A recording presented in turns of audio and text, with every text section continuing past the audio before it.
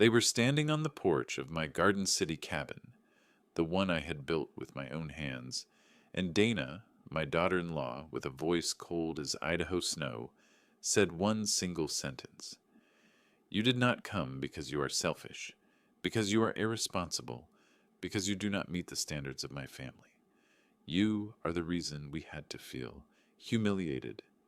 Her parents stood behind her, looking at me like a misplaced utility object. Her mother added icily, working-class people behave like working-class people. They never fail. And her father said only one short line, sharper than any curse thrown in my face. Your son deserved a better father. If this story made your heart pause for even one beat, leave me a... And if you want to keep walking with me through the next chapters of this life, hit subscribe. I am grateful you are here. Morning in Boise in mid-December has a strange kind of light. Thin, cold, but not unfeeling. It looks like a sheet of silver fog draped over the slopes leading into Hidden Springs, the neighborhood I once dreamed Ethan would call home, a place peaceful enough that he would not have to chase borrowed glamour. Last night's snow still clung to the roofs, glimmering under the pale sun like salt scattered across a wooden table. I drove my old pickup up that road, the wheels rolling slowly over the thin ice with a sound that felt like the long sigh of an entire winter. Inside the truck, nothing but the heater hums. I had turned off the radio at the Hill Road turn. Today's story I wanted to hear, with bare ears not covered by melody. When you have worked night shifts on the rails for more than 30 years, silence becomes something you respect, like a signal lamp, simple and never wrong. Ethan's house appeared as I turned the last bend, cream-colored siding catching a hint of sun, a Christmas tree glowing behind the window, strings of small warm lights trembling in the breeze. A beautiful scene, beautiful enough to make a person forget that some things can be well lit and still unnoticed. I shut off the engine, sat for a few breaths, my exhale fogging the windshield. For a moment I thought of the smell of prime rib, garlic crisping at the edges, rosemary simmering in beef, fat dripping onto the pan. A smell that used to be a promise of reunion, the memory of Maria, the childhood of Ethan. I wondered whether he still remembered that smell. I stepped out of the truck into the cold rush of air, the scent of new snow, tiny crystals crunching under my boots like dry sand. I climbed the porch and rang the bell. The door opened. Ethan stood there in knit pants, a sweater, shadows under his eyes like someone not sleeping well. He saw me, and for 1 second the voice of the boy who once clung to me after falling off his bike flickered in his eyes. Then in the next second, it vanished. You are early, he said, his voice tight. I smiled lightly. Old men wake early. He did not smile. Back. Dad, can we talk? Ethan stepped aside for me to enter. The house was warm, smelling of vanilla and cinnamon, candles everywhere, expensive decorations, matching throw pillows, walnut flooring polished like new, familiar, because I had paid for most of it. But today the house felt no longer mine in any way. Ethan motioned for me to sit. I'd not even asked when he said, voice trembling, like someone who drank water too cold. Dad, Christmas will be different this year. Different how? I asked. I was planning prime rib, like when your mother was alive. He swallowed hard. Dana's parents do not think. You fit their atmosphere. Atmosphere, a light word that falls like stone. I'm not sure I heard you right, I said slowly. Before Ethan could explain, Dana stepped out from the kitchen. She wore a cream cardigan, hair pinned neatly, the kind of face shaped by etiquette lessons since childhood.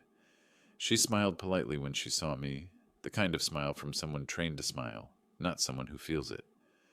Oh, Carlton, I did not expect you this early. I came to ask about Christmas, I said. Dana glanced at Ethan. Her tone shifted instantly, soft toward me, sharp toward her husband. I told you, Ethan. The atmosphere. I heard it clearly. No need to hide it. She turned back to me. Carlton, my parents. They have a particular tradition. They are used to talking with people in their fields. law, finance, and investment. Your lifestyle is different. I just want everything to look consistent. A way of speaking both soft and poisonous, like handing someone a rose while hiding the thorns under their fingers. Working class energy, Dana murmured to Ethan. I said this already. I heard every word, like metal hitting a rail at 3 in the morning. I looked around the room. Leather sofa, I bought it. Scandinavian dining set, I paid half.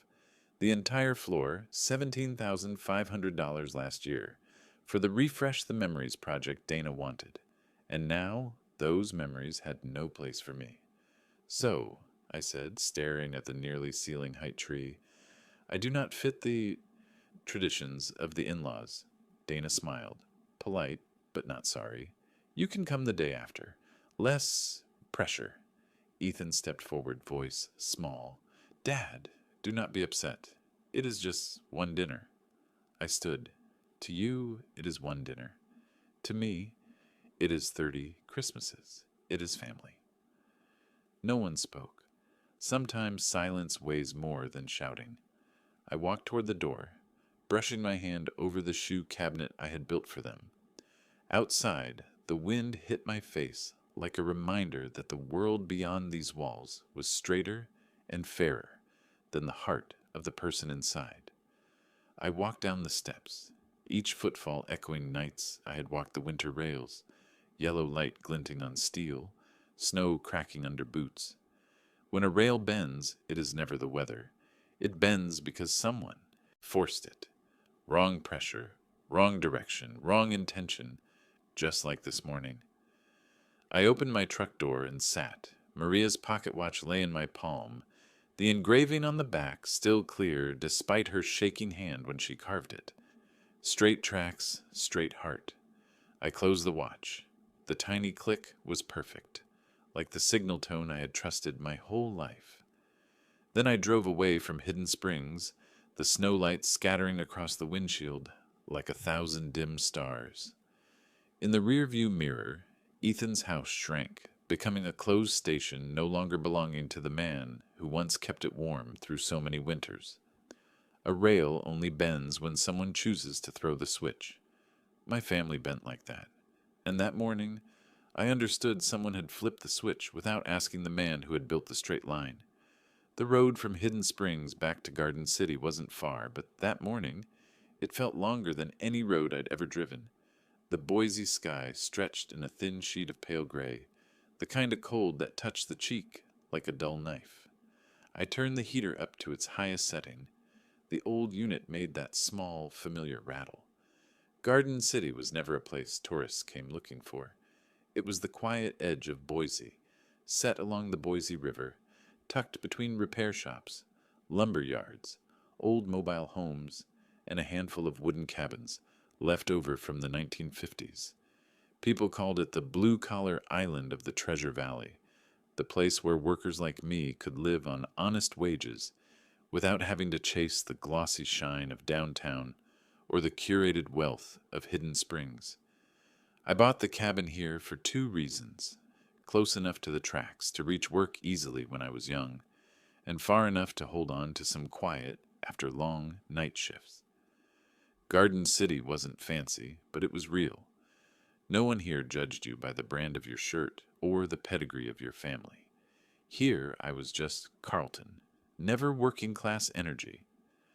When my truck turned onto the road near Riverside, the golden porch light of my cabin appeared through the trees.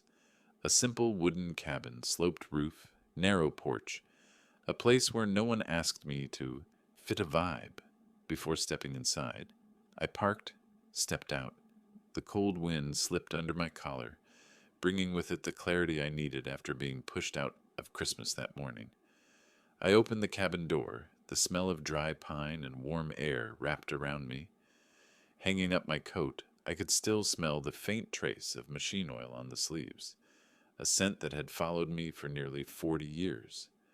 I turned on the lamp. Its warm glow washed over my old logbook, the leather cover worn from decades of use. I pulled out the chair and sat down. This wasn't just a work log. It was a memory, a record, a timeline of an entire life. I opened it. Neat, straight writing. No flourishes, dates, hours, rail conditions, shift reports. I'd kept this habit since I was 28, not because the job required it, but because I understood one thing early. Anything not written down eventually disappears. Mistakes disappear. Truth disappears. I closed my eyes. Memory floated up, soft as wind, sharp enough to sting. The day I was 28, standing alone on the Pocatello platform, cold wind, heavy snow, holding a signal lamp to keep the train on the right path. Nothing special happened that night, yet it was the night I understood. If I didn't stand in my place, no one else would. Then the day Ethan was born, I held him for the first time, his tiny hand wrapping around my finger, and Maria was crying from pure joy. I went to a night shift that same evening. Standing on the platform, I said to myself, "From now on, I'll keep the track straight for you." Then the day Maria died, the doctor called at 3 in the morning, and I ran in, still wearing my night shift jacket. She was so quiet, I thought she would open her eyes if I whispered. She didn't. Ethan was 12 that day. He put a hand on my shoulder and said, "Dad, I'm not letting you be alone." I believed him, longer than I should have. I reached for my second notebook, the expense ledger, not because I'm a calculating man, but because someone who keeps logs his whole life never lets the truth go missing. I turned the pages. Mortgage hidden. Springs $3,150 per month, 29 months, down payment $42,000, remodel 2022 $17,500, kitchen upgrade $9,800, HVAC $1,200, water heater $1,450, refrigerator $2,900, daycare Olivia $8,400. I drew a straight line under mortgage hidden springs and wrote stopped. Not because I stopped loving my son, but because I stopped financing a house that no longer had a place for me. I closed the ledger. The lamp reflected softly on the worn leather cover. The cabin was quiet, except for the heater and the sound of snow brushing the roof. I looked around the small room, the wooden chair I built, the bookshelf I mounted, the doorframe I painted.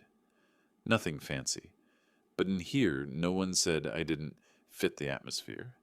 I understood clearly. My family had been drifting off track for a long time. This morning was simply the moment the misalignment finally showed itself. The pain wasn't from being excluded from Christmas dinner. The pain came from their belief that I wouldn't know, wouldn't remember, wouldn't record. They forgot what I had done my entire life. Log everything. Keep evidence. Keep direction. That night, while snow settled on the cabin roof and the city lights reflected off the Boise River, I opened the pocket watch Maria had given me. On the back, the words she once carved with trembling hands. Straight tracks, straight heart. Closed the watch, and I knew my heart had just left the old line behind. The next morning, the Boise sunlight filtered through the thin curtains of the Garden City cabin, spreading a pale golden layer across the pine table, warm enough to remind me the world was still moving, even though my heart was still tilted one beat off after last night. I was making my second cup of coffee when the phone buzzed. The screen showed a name, Dana, not Ethan, not an apology, not a sign of regret. Dana, the person who long ago assumed she had the right to conduct the rhythm of that household, like someone guarding a schedule while standing in the wrong position. I answered. Her voice was sweet, the sweetness of artificial sugar, pleasant for a few seconds, then leaving a long bitterness. "Carlton, hi, I need a favor." I stood still, watching the thin steam from the coffee drift across the window pane. "Yes, Dana, what is it?" Her voice shifted, lighter, softer, the tone a woman uses only when she knows her husband is standing somewhere within a few steps. "My parents land in Boise at 3 o'clock this afternoon. Ethan has a meeting. Could you pick them up?" I heard a man's footsteps behind her and Ethan's voice, small but clear. "Yeah, Dad can handle it. Not a question, not a request. An assumption. Then a door closed. Dana's voice came back, sharp as a small blade. Carlton, you have free time. You do not do anything all day. It will not inconvenience you. I set the coffee down, my fingers touching the cool wood near the sink, solid, steady, keeping me straight like a length of track that has never bent. Is Ethan there? I asked. She softened so much it was uncomfortable. Yes, he is here. Ethan, your dad will help, right? He's always available. Another door clicked shut, and instantly her real tone returned. No velvet, no covering. Listen, Carlton, your station maintenance manners do not match my family's standards. So, keep it simple, okay? My hand froze in midair. Not anger, not trembling, just recognition, like hearing metal groan deep underground, warning that a rail is about to be thrown out of alignment. I hit record. Idaho is a one-party consent state. I know the law. I know how to store truth. She did not know where her words were falling. You only need to show up on time, Dana continued. Do not wear that old coat, and do not talk loudly like those working-class people. My family expects sophistication. I asked slowly, evenly. And if I am busy? She laughed, a laugh like a blade tapping a glass rim. Carlton, you never have anything to be busy with. A beat of silence. Then she ordered, You will go, right? I looked around the Garden City cabin, the wooden walls I built with my own hands, the beams I replaced with palms covered in machine grease. No one here ever said I did not fit a vibe. I answered with the voice of a man who has stood too many nights on cold track lines. Of course, I will be there. Donna snapped. Good, and be on time. She hung up. I stood alone in the Boise sunlight, staring at the cooling coffee. No reaction, only that sound in my head, the low metallic tone of a rail being forced past its safety limit. I opened my secondary phone and saved the file to the folder. Evidence, Dana, classism, seed, 01 wave. 3:00 in the afternoon, the exact moment I was supposed to be at the airport greeting Dana's parents. Their plane touched down in Boise, and I was standing in the Garden City cabin, brewing an Earl Grey and opening a map of old track lines. The phone sat still on the table, quiet as the thin snow covering the Boise River. 3:47. The screen lit up, then again, then again. 12 missed calls, then 23. Dana's name, Ethan's name, and 2 unknown numbers from terminal B. The buzzing stretched on like someone pounding on a door, trying to drag me back to the place they thought I belonged. But I did not answer. I only said quietly in the warm, golden light of the cabin, Leave it. People will show you who they are. Out there, someone was waiting for a man they saw as help, but that man was no longer me. The afternoon did not pass by the movement of minutes on a clock. It passed with the heavy, slow drag of a train pushing through the thick fog settling over the Boise Valley. That white fog made the air feel pulled downward, wrapping the Garden City cabin in a sense that was both cold and compressed. In the small kitchen, the steam from the Earl Grey tilted gently from the old ceramic cup, carrying the bergamot scent slow and steady, like the breath of someone far too familiar with loneliness. On the table, the phone kept vibrating, not the usual daily vibration, but the urgent ringing of people who believed I was still standing in the position they assigned me. I looked at it, but did not pick it up. Not because I was angry and not because of pride, but because I had just realized a lesson every father, sooner or later, must learn. Sometimes the strongest thing you can do is to stay silent, because only when you do not answer do they reveal who they truly are.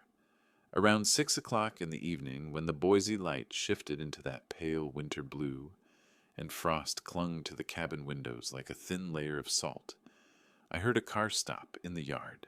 I did not need to look. I already knew the type of people who never arrive quietly.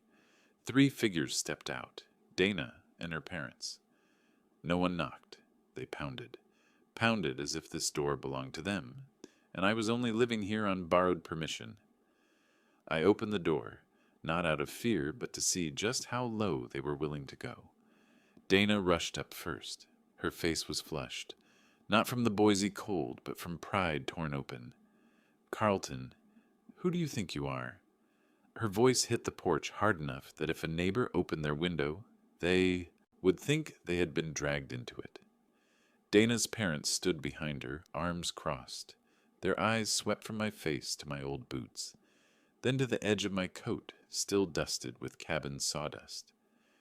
Mrs. Aldridge lifted her hand to her nose for a quick little cover, subtle enough to pretend politeness, obvious enough for me to understand. "You left us standing in the freezing fog for nearly 60 minutes, she said, her voice firm like she was testing how easily I would scratch. "Do you even know what civilized behavior is?" Mr. Aldridge jerked his chin. "In Boston, someone like you would be sued." Dana stepped closer, her finger pointed right at my chest, not touching, but close enough that her cold fingertip left its chill on the fabric. "You embarrassed us. You made my family look ridiculous. You humiliated Ethan in front of everyone. Do you know how two elderly people look? Standing and shivering in fog like abandoned strays?" I looked straight at her. No reply. No defense. Just enough for her to understand one thing. I no longer bowed my head to anyone in that family. That silence drove Dana mad. "You did not come because you are selfish, because you are irresponsible, because you do not meet the standards of my family. You are the one who made us ashamed." Mrs. Aldridge cut in, her voice colder than the fog outside. "I told you, working-class people behave like working-class people. Never wrong." And Mr. Aldridge finished with a blow that did not bother hiding its contempt. "Ethan deserves a better father." Dana tightened the last strike. "And I will make sure everyone sees exactly what kind of man you are."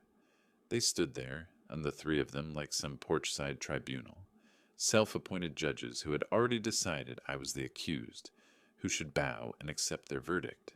But I did not bow. Not today, not any day. I said only one sentence, so quiet the Garden City wind seemed to pause for it. "I did not come, because I do not belong in your world." That was the thing they could not stand. Dana let out a mocking laugh, shook her head, and the three of them turned away, their shoes stomping hard into the snow, leaving deep and ragged imprints, not the tracks of people walking out of my life, but the tracks of three people walking straight into the biggest mistake they ever made. The next morning I opened my laptop, just planning to check a few headlines, but what appeared on the screen felt like someone grabbed me by the neck, shoved my face into the middle of a crowd, and cranked the speakers to maximum volume. Right at the top of the Milestone Herald, the headline hit my eyes like a punch thrown without warning. "Local retiree abandons elderly visitors in dangerous winter conditions." The moment I read the phrase, "dangerous winter conditions," I froze.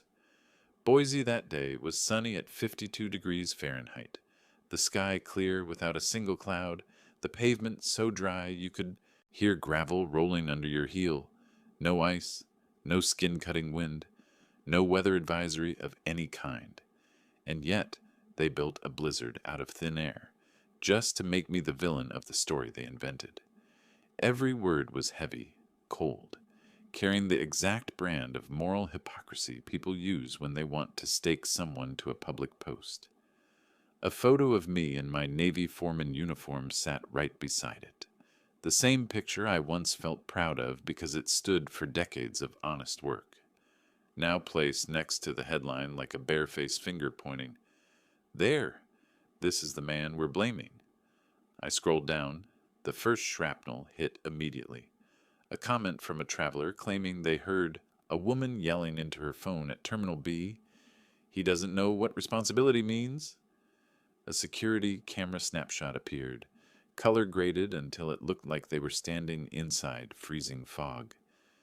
Dana's parents were there with their suitcases at their feet, the lights dimmed like seen through dirty glass. And then HOA Hidden Springs, the Tier 1 Residence Group. Their post was pinned just 12 minutes after the article went live. Exactly the kind of timing you get from people used to executing someone through community consensus. Comments poured in: irresponsible, unstable, working class habits, and some people don't belong in family spaces. I sat up straight. Not from pain, no, but because of the familiar scent of a deliberate character assassination. This was no longer about the airport. This was a staged scene, a scripted villain, and I had been shoved into the role. Worse, my neighbors in Garden City had read it. Mrs. Peterson froze in her yard when she saw me step onto my porch, her hand tightening around her mailbag like she wanted to avoid my eyes. Mr. Ramsay down the street stared longer than usual, the doubtful look of a man trying to decide whether a story was truth or fog. A kid biked past. His mother pulled him closer, whispered something, then hurried him along. That feeling, being treated like a stain people didn't want to brush against, it sank all the way into the bone. It wasn't the Idaho cold. This cold slid under the skin, into the creases of your hands, into the exact place where a person keeps his pride. I stepped back into the cabin. Right after reading the article, I had already filed the official request for airport camera footage.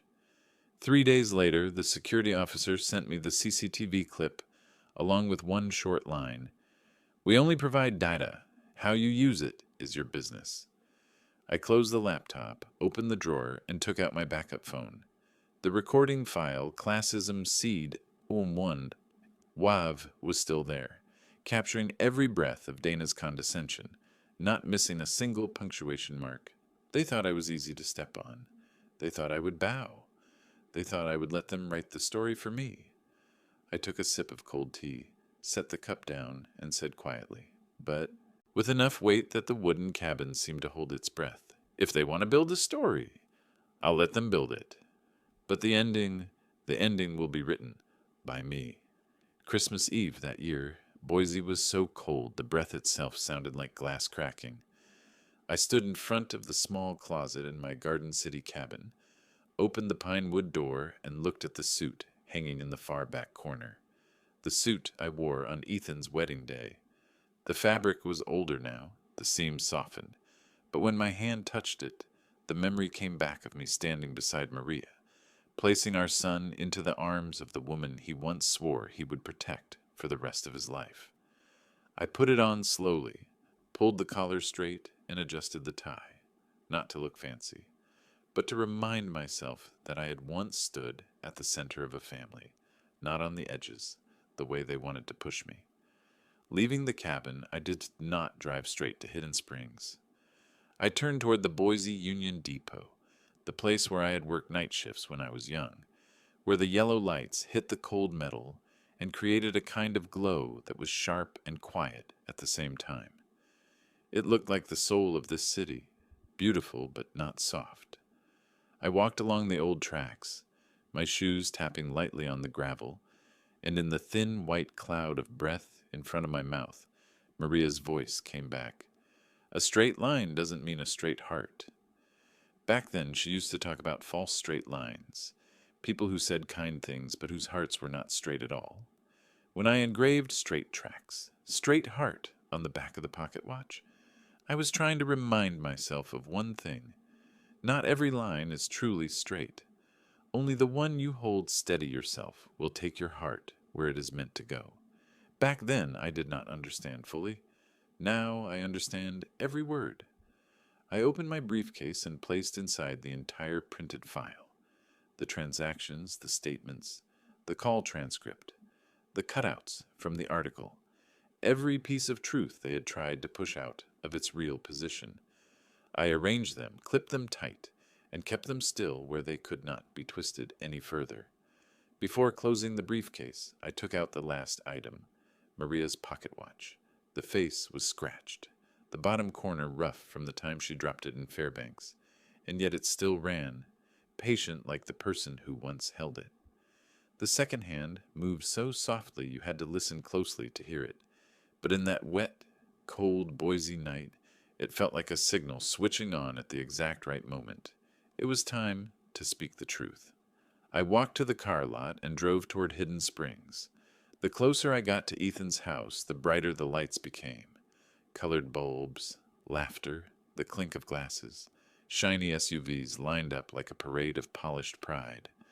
I parked a few houses away, not because I was afraid, but because I had no intention of barging into the performance they had staged for themselves.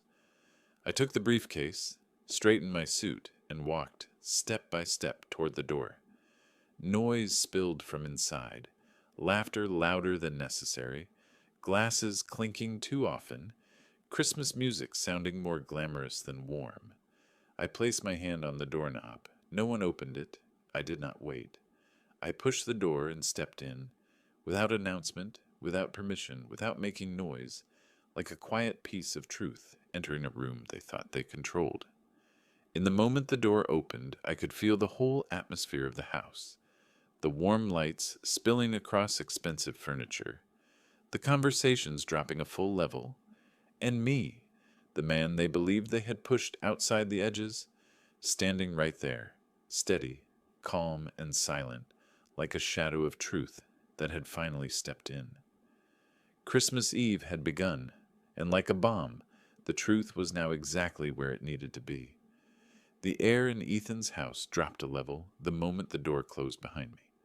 The Christmas music was still playing, but it sounded like it was coming from another room, far, warped, out of rhythm. I had taken barely 3 steps inside when the first knife and fork slipped from someone's hand and hit the dining table.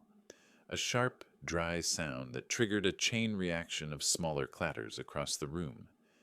Ethan shot to his feet, his chair crashing backward, his face so pale it looked like someone had just drained every drop of blood out of him. Dana's parents, who had been laughing moments earlier, froze solid. Their eyes on me weren't angry, but stunned. Stunned that the man they thought was hiding because he was guilty was standing right in front of them, steady, unafraid. Dana was suspended mid-wine sip, hand frozen in the air, eyes blown wide as if they might crack. I didn't greet anyone. I didn't need to.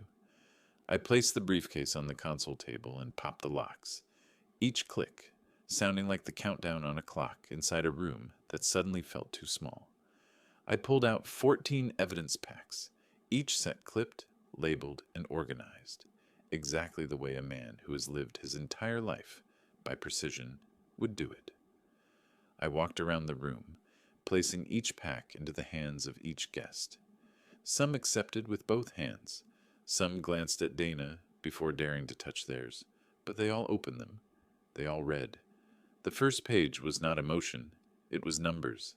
The mortgage I paid, the repairs, the utilities, the interest, the transfers. Every line with a date, a document, a signature. The people standing inside that glowing house had never once considered that the man shoved out of their Christmas table was the one who had paid for almost every comfort around them. But the next section was what truly changed the color of the room.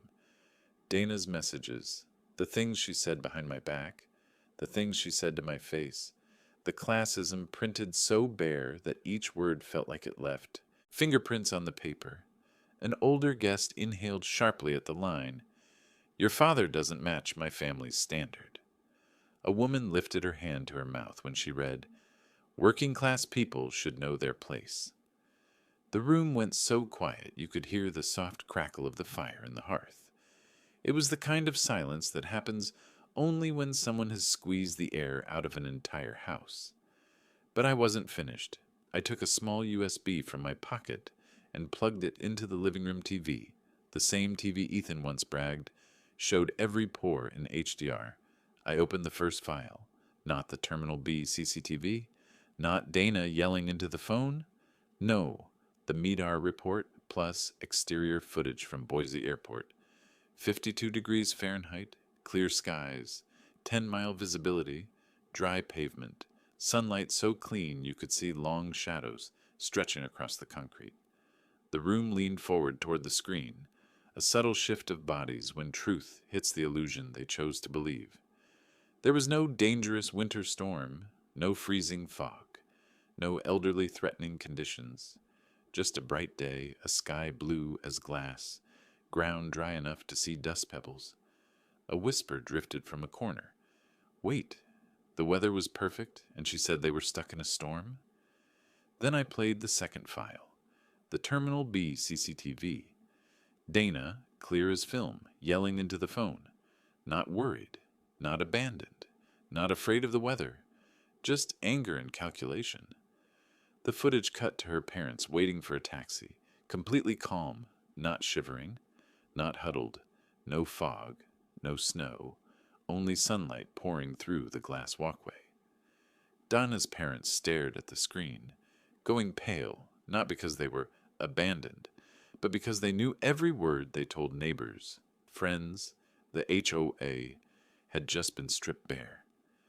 Dinah lunged toward the TV, her voice cracking like fractured glass. This is fake! This is edited! This is illegal! I turned to her, met her eyes, and said, Truth doesn't need editing. Only your lies do. The room stayed still. No one defended Dana. No one tried to explain. No one even tried to stand next to her. Her parents stepped back, a small movement, but enough for everyone to see they had just realized the daughter they defended was not the person they thought she was. As for Ethan, he didn't stare long at the screen, not like a man waking up, but like a man terrified that the polished paint on his carefully built life was peeling too fast. He turned to Dana, grabbed her hand, his voice shaky but trying to sound strong. Dana, it's okay.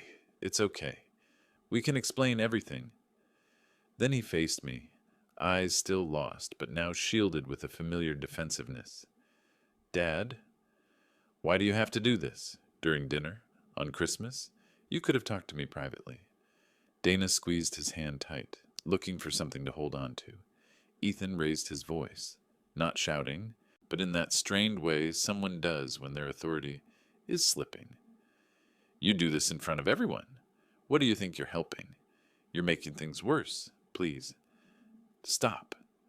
He stepped toward me, hand slightly raised as if begging. Dad, I'm asking you. Enough. We'll talk later. Don't ruin their dinner. The room fell silent, a silence long enough to hear the second hand ticking on the wall clock. And in that moment, Ethan, defending his wife, defending her lies, made everyone in the room look at him differently, not with respect, but with pity. Dana clung to Ethan's arm like it was the last shield she had, her voice broken but still trying to rebuild her victim role. See? Ethan understands. He knows. He knows it's only him and me. He knows it's his father trying to destroy everything. Ethan swallowed hard, couldn't meet her eyes, couldn't look back at the screen, and only echoed the same weak plea. Dad, please, stop, please. And I didn't say another word, because I knew, once truth is lit, it doesn't need me to protect it. It protects itself, and the room had already begun turning its back on the people standing in the dark. 1 month after that chaotic Christmas Eve, Boise sank into the kind of cold that makes even the sound of cars on the street thin out like the last breath of the day. I was cleaning my desk in the Garden City cabin when a knock came. Slow, heavy, hesitant. I knew immediately it wasn't a neighbor or a delivery driver. I opened the door and Ethan stood there, hands shoved into his pockets, his face dimmed, his eyelids hollowed like someone who had just stepped out of a place where all the light had been drained. He handed me an envelope. I didn't need to open it to know what kind of paper it was. I'd worked long enough to recognize the pale yellow of something carrying bad news. But Ethan still said it, his voice sand-choked. Dad, it's a notice of default. I opened it. $9,450 overdue. The mortgage is past due. The bank had sent a final warning. All these amounts, once paid by me, quietly, regularly, without a word. And the moment I stopped, everything showed its real shape. Ethan stepped back as if just standing in the doorway of the cabin made him feel unworthy. He said softly, I didn't know. Dana said you were still. I didn't let him finish. Since the scandal, Hidden Springs had been on fire. The HOA removed Dana from committees. The group chat filled with the things they'd only dared say behind closed doors. Lack of transparency, using classism to bully an elder. The Aldridge family no longer meets community standards. Dana's parents tried to smother the scandal, but it was too late. Their California firm, where Mr. Aldridge was a shareholder, sent an internal memo.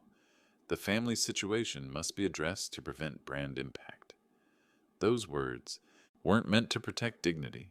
They were meant to cut risk, meaning separate Dana, remove, distance. The very people who taught her to look down on others turned their backs faster than anyone. Dad, Ethan said, barely above a whisper, as if speaking too loudly might make the whole room come down. I'm sorry. He bowed his head. For the first time in his life, he bowed to me.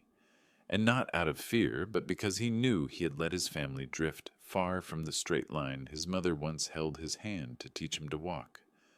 I set the envelope on the table, looking out the window where the snow was falling sideways like shattered memories. You didn't lose your father, I said, calm and steady. You just left him at a different station. That stopped Ethan completely. He looked up, eyes red, not from anger, but from finally seeing his own past. Those years I carried him after his mother died, the nights I stumbled home from shifts to make his breakfast, the months I juggled mortgage payments to keep a roof steady over him. All of it returned like a long train he hadn't realized he'd jumped off. Ethan sat on the threshold, head in his hands. He broke, literally, not because of foreclosure, but because he finally understood he'd let someone else schedule his entire life. After a long while, he managed one sentence, almost whispered, I was wrong, Dad. As for Dana, she vanished from Idaho 3 days after Christmas, packed in a hurry. Neighbors said she didn't say goodbye to anyone. She went back to California, back to her parents' house, where her scandal was something they wanted buried as deep as possible. Some said she needed time. Others said she ran. But I knew better. When all the masks shatter, people always run to the one place that can still hold what's left of their pride. But Ethan, he stayed in the cabin, in the warm gold light and faint Earl Grey in the air. He didn't leave, didn't hide, didn't turn away. His awakening came late, but not too late to fix part of his life. And when he looked at me, I knew. The second peak of this story wasn't Dana's collapse. It was the moment a son finally understood who had truly stood on his side. The last days of the year laid a thin layer of light over Boise, clear and cold like a sheet of time's glass, just enough to look back at everything that had passed. I stood at the Boise Union Depot platform holding an old signal lamp I'd repaired more times than I could count in 38 years on the job. It had been left in storage for years, dust thick on the metal, copper wires oxidized, the bulb loose, just like I had been a few months earlier, pushed aside, forgotten, left where no one bothered to look. I opened the casing, wiped off every layer of dust, tightened the wiring, and replaced the bulb. When I flipped the switch, warm yellow light bloomed slowly, spreading across the metal surface and reflecting off the snow like the moment a heart opens again after a long stretch of enduring. It wasn't bright, not loud, not dramatic, but it was light where light belonged, just as my wife once told me. Anything that shines in the right place doesn't need approval. I welcomed the new year not with the people who'd turned their backs on me, but with my old co-workers, the people I still call my rail brothers. They didn't pry into my family like gossip scavengers. They just clapped my shoulder and said, "The depot missed you." We drank coffee brewed from the old kettle, stood around the long wooden table where countless night shift reports had once been signed, and talked about the rail lines volunteers hope to restore in the coming year. In this world, some communities don't need shared blood to feel like home. That's what I realized while standing among people who had never left me, not once. As for Ethan, he began his own journey. He sold the Hidden Springs house, paid off part of the overdue mortgage, negotiated with the bank on his own, then took a new job at a small logistics company in Boise. No more Dana, no more fake shine, no more living under someone else's scripted promises. He worked alone, stood alone, and for the first time in years, I heard Ethan's voice over the phone, without the tremble of someone living a life that wasn't his. When I sent him a small envelope, I didn't write anything but his name. Inside was a train ticket from Boise to Portland, the route I had worked for many years. Along with it was a small note I wrote on a quiet afternoon. When you're ready to talk, meet me where the tracks meet. Not a demand, not pressure, just an invitation. A door left open so a father and son could walk through it together, if both chose to. On the first morning of the year, I stood by the signal lamp glowing again and listened to the distant horn of an early train cutting through the cold air. It was the sound of hope, not loud but steady, low and sure, like the ticking of the pocket watch my wife once carried. I watched the train go by and softly said, mostly to myself, "It's not the tracks that get you to the right place. It's the person who chooses them." And in that moment, I knew. No matter how many scars the past had carved in me, I still had the right to choose my own path, and I had left a path open for Ethan to return to. No force, no demand. Just there. The way a father always does. That Christmas didn't come with bells or the kind of miracles people talk about. It brought me something else. A quiet long enough to recognize what was truly home, and what was just a place I'd stood in the wrong way for too long. I didn't avenge anything. I simply returned the truth to the place each person had chosen for themselves. And in the end, watching the train cut across the depot yard, I understood that life is just like that. It doesn't need to be fast or loud, just true to its direction. If anyone reading this realizes they, too, were pushed away from a table they helped build, dismissed, or cut out of something they poured themselves into, remember, you are not the loser. You're simply standing at a station they never dared to reach. If this story touched even a corner of you, one sentence, one image, one familiar ache, leave a single or hit subscribe below so I know you're here, still willing to listen to stories about family, hurt, and the ways people find their way back to themselves. Thank you for staying to the very end.